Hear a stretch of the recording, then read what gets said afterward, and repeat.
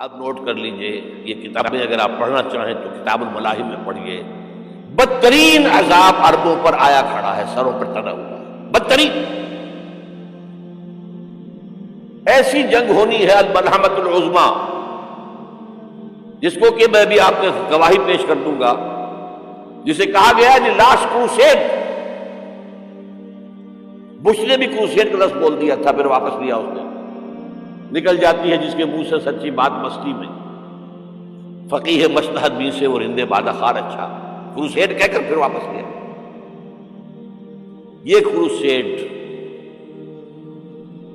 اس کے اوپر جس قدر نقصان ہونا ہے عربوں کا، گریٹر اسرائیل بنے گا، یہ عراق، شام، اردن، سعودی عرب کا کچھ شمالی علاقہ، ترکی کا جنوبی علاقہ، مصر کا صحرائے سینا، اور اس کے ساتھ ہی جو بہترین اس کا زرخیز ترین علاقہ ڈیلٹا آف نائل، یہ سب یہودیوں کے قبضے میں جائے گا۔ اس کو حدیث میں کہا گیا الملحمۃ العظمیٰ۔ عیسائی 80 علم لے کر اے مسلمانوں تم پر حملہ آور ہوں گے، اور ہر علم کے نیچے 12,000 فوج ہوگی، 9.5 لاکھ فوج۔ یہ نیٹو کی تیاری کس کے لیے ہو رہی ہے؟ جب USSR کا خاتمہ ہوا تو پوچھا گیا تھا نیٹو چیف سے، اب کس لیے؟ تمہارا وہ دشمن تو ختم ہو گیا، اب ہمیں اسلامک فنڈامنٹلزم سے نمٹنا ہے۔ وہ جانتے ہیں خطرہ یہی ہے، اب اسلام ابھر سکتا ہے، مسلمانوں کے سینوں کے اندر وہ آگ ہے، اوپر خاکستر آ گیا ہے، تمہیں اٹھانا بیٹھنا، یہ اندر تو انگارہ ہے، اوپر سے راکھ ہے، اسے دھوکہ نہ کھا جانا ان کے دلوں کے اندر۔ اور بش نے کہا تھا مسلمان چاہتے ہیں کہ ہسپانیہ سے لے کر انڈونیشیا تک نظام خلافت قائم کریں، اور میں حیران ہوا تھا کہ اس کمبخت کو ہسپانیہ کا خیال کیسے آ گیا؟ ہمیں تو کبھی آتا ہی نہیں، ہم تو بھول گئے، وہ تو 500 برس پرانی بات ہے جبکہ وہاں سے ہمیں نکال دیا گیا تھا۔ اگرچہ اقبال نے کہا تھا ہے ارض فلسطین پہ یہودی کا اگر حق، ہسپانیہ پر حق نہیں کیوں اہل عرب کا؟ ہسپانیہ میں تو 800 سال حکومت کی مسلمانوں نے، اور ابھی 500 برس ہی گزرے ہیں نا۔ یہودی تو ارض مقدس سے 2000 سال نکالے گئے، انہیں لا کے آباد کیا گیا، عربوں کے سینے میں خنجر پھونک دیا گیا۔ وہ چھوٹا سا ملک جو چاہتا کرتا، کوئی پوچھنے والا نہیں۔ امریکہ جیسے اپنے بیٹے کی حفاظت کرے ویسے کرتا، اور حضور نے فرمایا ہے وہ جنگ جب ہوگی تو ایک باپ کے اگر 100 بیٹے ہوں گے تو 99 ختم ہو جائیں گے، ایک بچے گا۔ یہ حدیث ہے، حدیث صحیح۔ اور آپ نے فرمایا ویل للعرب من شر قد اقترب، عربوں کے لیے ہلاکت ہے، عربوں کے لیے بربادی ہے اس شر سے جو قریب آ چکی ہے۔ اور آج جس طرح انہوں نے ان کی تہذیب کو اختیار کر لیا، دبئی جا کر دیکھیے، بدترین مغربی معاشرہ جو ہے وہ دبئی کے اندر ہم نے قائم کر کے دکھا دیا۔ اب سعودی عرب اس راستے پر بڑھ رہا ہے۔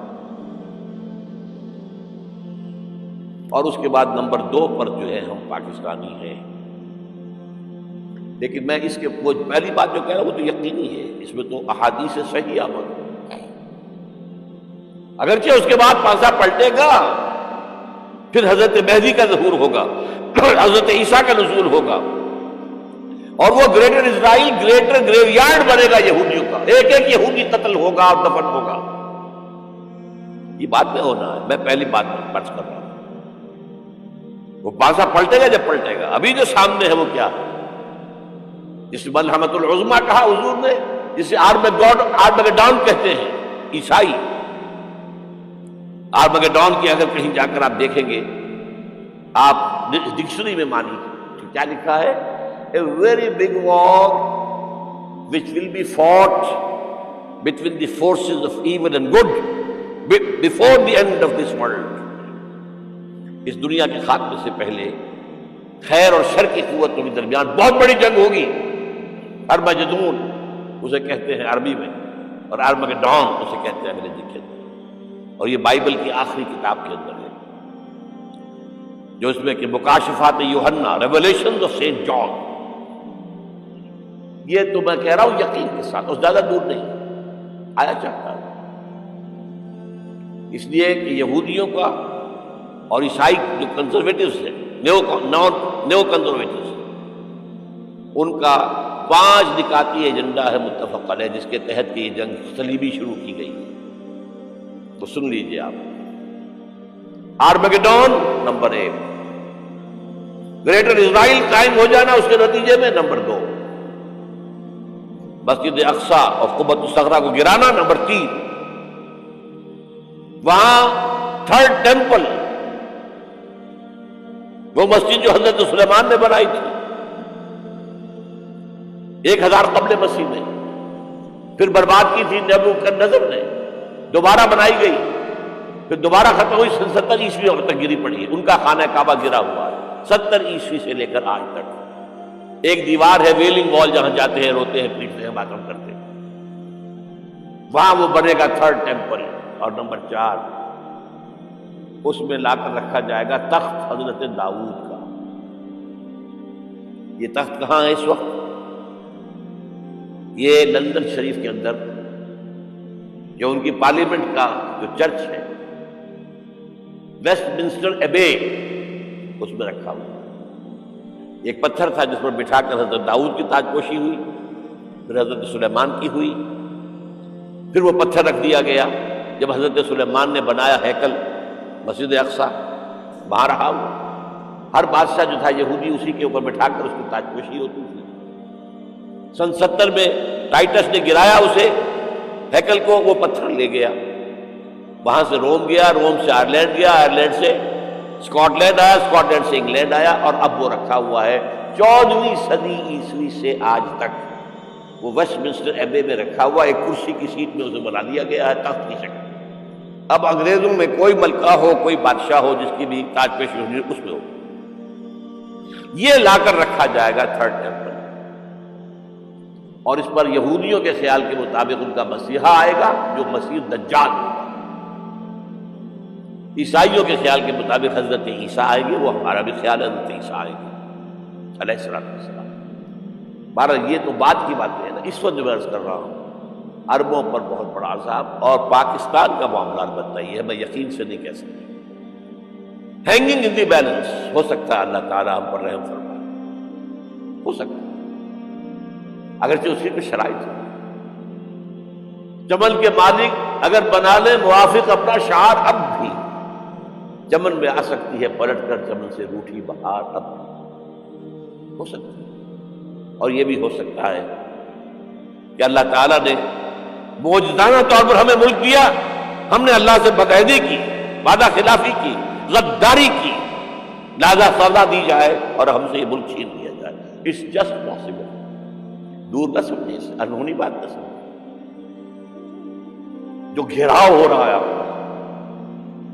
آپ کے مغرب میں نیٹو فورسز اور مشرق میں بھارتی فورسز گدھوں کی طرح بیٹھے ہوئے انتظار کر رہے ہیں پاکستان اور ڈسٹیبلائز ہو جائے، یہاں اور بدامنی ہو جائے.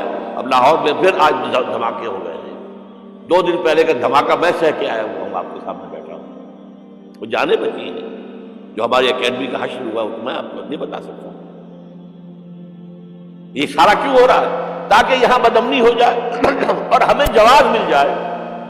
مغرب سے نیٹو فورسز داخل ہو جائیں، مشرق سے بھارتی فورسز آ جائیں اور ہمارے ایٹمی دانت توڑ کر اور پھر ہمیں بھارت کے سامنے ڈال دیا جائے. نو ڈو ایز یو لائک. یہ ان کا نقشہ ہے. ہوگا کیا وہ اللہ جانتا ہے، ہوگا وہ جو اللہ چاہے. لیکن اللہ کا چاہنا جو ہے وہ کس پر منحصر ہے؟ یہاں انقلاب برپا کرو، یہاں اسلام لاؤ. اگر دھندوں میں لگے رہو گے تو وہ خود بخود نہیں آ جائے گا انقلاب. صحابہ نے جانیں دی تھی، کتنی تکلیفیں اٹھائی تھی. 12 برس تک مکی دور کے اندر با نشہ درویشی در ساد و دمادم زن، جو پختہ شبی خدرا بر سلطنت جم سن. یوم طائف یاد ہے جو حضرت عائشہ فرماتی ہے کہ میں نے پوچھا تھا حضور سے کہ یوم احد سے زیادہ سختی بھی آپ پر کبھی آئی؟ یوم احد پر کیا ہوا تھا؟ تلوار کا وار پڑا تھا آپ کے چہرے مبارک، یہ جو رخسار کی ہڈی ہے اس کے اندر وار گیا ہے، اوپر خود کی 2 کڑیاں تھیں وہ اس میں گھس گئیں، 2 دندان مبارک شہید ہوئے۔ وہ خود کی کڑیاں ایک صحابی نے اپنے دانتوں سے پکڑ کر کھینچنے کی کوشش کی، دانت نکل گئے، وہ نہیں نکلے، کیا جتن کر کے نکالی گئی ہوگی تو خون کا فوارہ آیا، اتنا خون گیا ہے کہ آپ بے ہوش ہو گئے، گر گئے، اور مشہور یہ ہو گیا کہ آپ کا انتقال ہو گیا، شہادت ہو گئی۔ یہ سیرت کبھی پڑھی ہے؟ حضرت عائشہ کے ہوش کا تو یہی دور تھا نا، یوم طائف میں جو کیا تھی، بچی تھی، انہیں کیا پتا کیا ہو رہا ہے حضور کے ساتھ۔